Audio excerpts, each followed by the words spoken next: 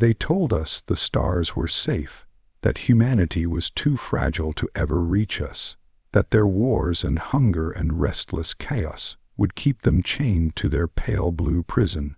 We believed them.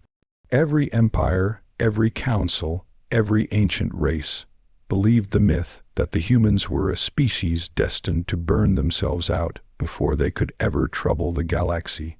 We were wrong. When the humans came, they did not come as explorers.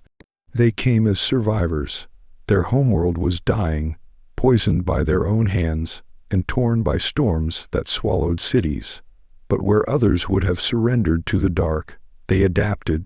They built ships from the bones of their dying planet, vessels that screamed through space with a hunger we had never seen before. We thought their technology was primitive. It wasn't. It was desperate. Every rivet, every weapon, every shield was forged with one purpose: endure, no matter the cost. And when they stepped into the galactic arena, they did not kneel, they did not beg for treaties or trade. They looked at our fleets, our great shining capitals, and asked one question: who here will try to stop us? We thought we could. The Karth Dominion sent 3,000 warships. Only a dozen returned, whispering of battles where human ships fought on with hulls ripped open, oxygen gone, fire in their cores. And still they kept firing. The Seraph Lords tried diplomacy. They underestimated how humans define peace. For humans, peace is not the absence of war. Peace is the moment after they have won. But it wasn't their weapons that terrified us most. It was their unity.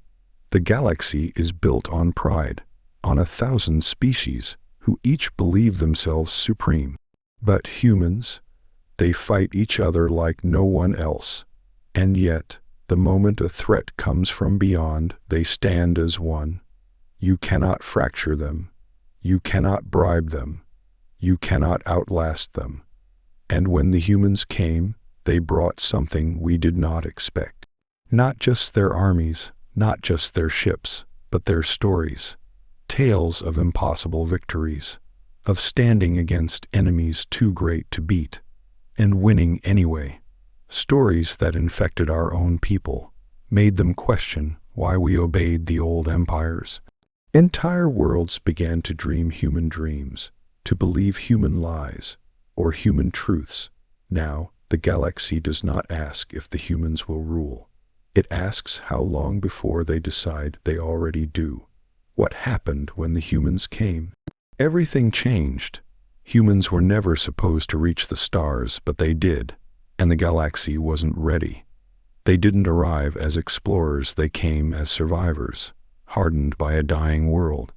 Every piece of their technology was built from desperation, forged to endure against all odds. When challenged, they didn't negotiate, they asked, who here will try to stop us? Empires with thousands of ships fell before their relentless, wounded fleets. Humans define peace only after they have won. They are impossible to break, bribe, or outlast. Unity is their greatest weapon. They brought not just armies, but stories, legends that inspired rebellion across alien worlds. The galaxy now wonders not if humans will rule, but when they'll decide they already do. When the humans came, they didn't just change the balance of power, they changed everything. They told us the stars were safe. The elders of 100 worlds swore that humanity would never reach them. Not because of distance, not because of danger, but because of humanity itself. They said humans were too reckless, too short-lived, too consumed by their own endless quarrels to survive long enough to escape the cage of their own gravity well.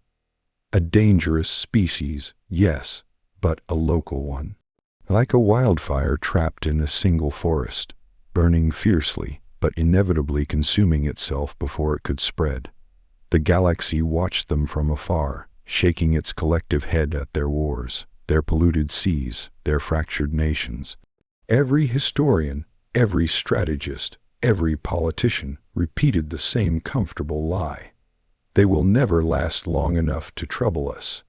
And so we let them be, confident in our wisdom, confident in the inevitability of their extinction.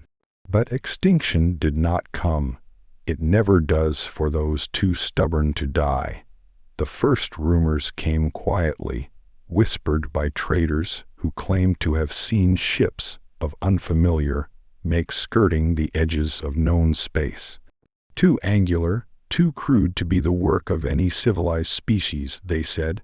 The reports were dismissed, filed away under border anomalies, the kind that appear and vanish without consequence.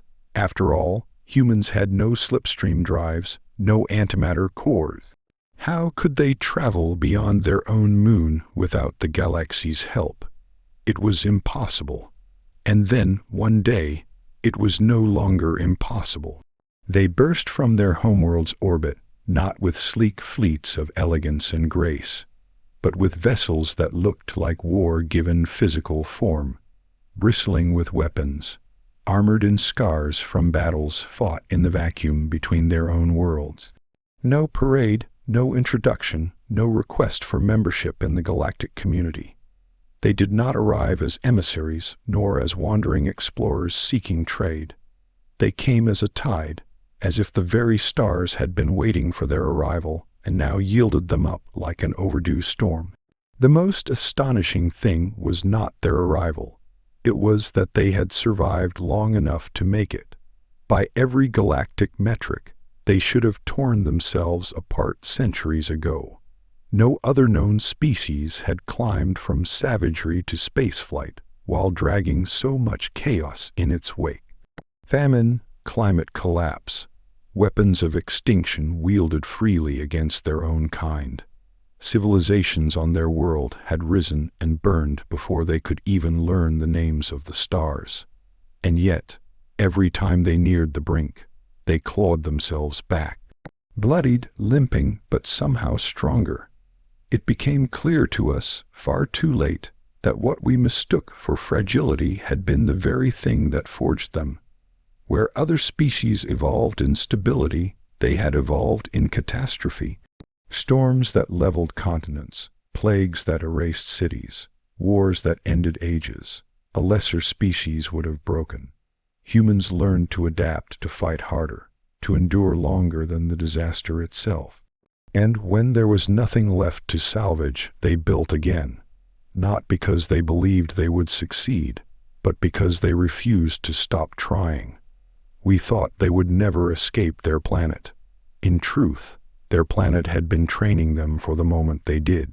Every hardship, every war, every collapse had been a crucible. And when they emerged from it, they did not come meekly. They did not ask permission to stand among the stars. When humanity came, the galaxy realized something terrible. We had mistaken distance for safety. We had mistaken time for protection. We had mistaken human chaos for weakness. We were wrong. When the humans came, the stars stopped feeling safe. When the humans came, they did not come as explorers in the way the galaxy understood the word. Explorers seek knowledge, chart new horizons, and return with tales and treasures to share. That is the storybook image the great empires had of themselves when they first spread across the void. Curious, noble, civilized. But the humans were not curious in the way we were. Their hunger for new worlds was not born from wonder, but from necessity. They arrived with the eyes of a species that had nowhere left to go but outward. Their homeworld was dying, not in a single catastrophic blow, but in a slow, grinding death that spanned generations. The seas they once cherished had risen and swallowed their coasts. Forests that had stood for millennia had turned to deserts. Cities fell into ruin beneath storms that no one had names for. Resources dwindled, and wars broke out over scraps of what was left. It was a slow strangulation, the kind that kills hope long before it kills flesh. And yet, instead of surrendering to the inevitable, they built. They built ships not as symbols of progress or glory, but as lifeboats. Lifeboats armed to the teeth, because they had learned long ago that safety was never given. It was taken and defended. There was no luxury in their designs, no ornamentation for the sake of pride. Every bolt was placed with purpose. Every weapon was mounted because they knew that in the darkness between the stars, something would always try to take what little they had left. When they came to the galaxy's edge, they did not arrive as bright-eyed diplomats eager to join the great councils. They came as people who had endured famine and fire, who had fought extinction and learned to win by inches, day after day. They brought no gifts, no peaceful petitions. They brought a singular truth carved into their bones by centuries of survival. They would live no matter the cost, and that truth changed everything. The galaxy had seen conquerors, had seen traitors, had seen missionaries and wanderers. But it had never seen a species arrive, not because it wanted to, but because it had to. When the humans came, they carried the desperation of a dying world in their hearts, and desperation is far more dangerous than ambition. When they arrived, the galaxy expected negotiations, a cautious introduction, perhaps a plea for resources or protection. That's how it had always been when a young species reached the stars. Newcomers came humbly, eager to prove their worth to the elder civilizations. But the humans did not bow. They did not flatter. They did not even hesitate. Instead, they looked upon fleets that had ruled the void for thousands of years, upon empires that stretched across whole arms of the galaxy, and they asked one question, calmly, almost curiously, who here will try to stop us? It wasn't arrogance, though many mistook it for that. It was a simple statement of fact, born from hard experience. They had fought every kind of enemy imaginable before ever leaving their world. Armies, storms, famine, disease, and each other. They had been outnumbered, outgunned, and cornered countless times in their history. And they had learned that fear was useless, that hesitation was death. To them, power was not something to respect. It was something to challenge. The Karth Dominion, an empire older than human civilization itself, answered that challenge. They sent 3,000 warships to intercept the newcomers, confident that the matter would be resolved in hours. But humans do not fight like other species. When their ships were breached, they did not retreat. When their oxygen bled into the void, they sealed themselves into armored suits and kept firing. When their hulls burned from within, they turned their burning ships into weapons, ramming enemy vessels until nothing but drifting debris remained. By the time the battle was over, only a dozen Karth ships limped home, and their commanders spoke of an enemy that should not have been able to win, yet refused to lose. The galaxy listened in disbelief. Surely, they said, this was an exaggeration. Surely no species could fight through certain death and still claim victory. But the humans had not set out to prove they could win. They had set out to prove they could not be stopped. And that lesson, once learned, could never be unlearned. When the humans came, they did not ask for the galaxy's permission. They asked who would stand in their way. The Seraph Lords, masters of diplomacy and subtle power, thought they understood how to tame the newcomers. They had brought entire civilizations into their fold without ever firing a shot, bending them with promises of prosperity, peace, and shared destiny. They approached humanity with the same silken words, offering treaties, mutual defense, access to trade routes. They believed that all species, no matter how fierce, could be bound by the right agreements. The humans listened, they smiled, they even signed, and then they broke those same agreements the moment they no longer served them. Not out of cruelty or spite, but because to humans, peace is not the absence of conflict. It is the moment after they have won. Treaties were useful to them, but never sacred. They understood the value of an accord, but they valued survival and victory far more. In the minds of the Seraph Lords, this made them dangerous. In the minds of the humans, it made them free. To them, words on a page could never bind more tightly than the will to endure. And if that will demanded breaking promises, they would do so without hesitation. The galaxy whispered that humans were faithless, unpredictable, and impossible to control. But those who had studied them closely understood the truth. Humans keep their word fiercely to those they truly call their own, and to no one else. This was the first time the galaxy saw that human loyalty was not bought with gold, titles, or threats. It was earned in fire, in trust, in blood. Those who won that loyalty found an ally who would stand unyielding beside them until the stars themselves burned out. Those who didn't learned that a human smile could be the sharpest warning of all.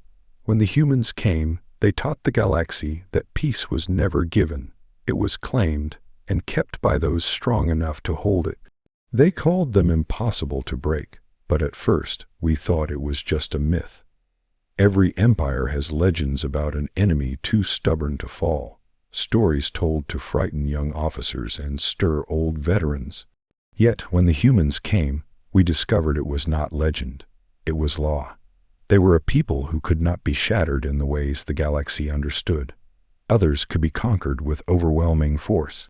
Humans had been on the receiving end of overwhelming force for their entire history, and it had taught them something terrible.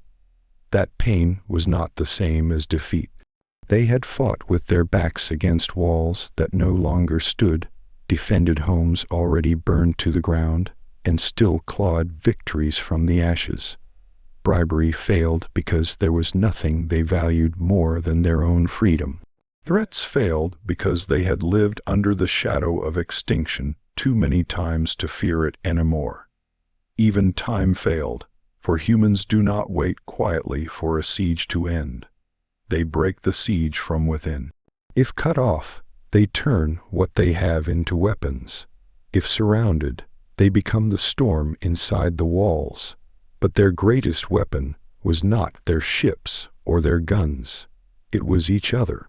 For all their quarrels and divisions, when the galaxy turned its gaze upon them as one, they became something terrifying, united. No old blood feud, no ancient border, no cultural rift could survive an external threat.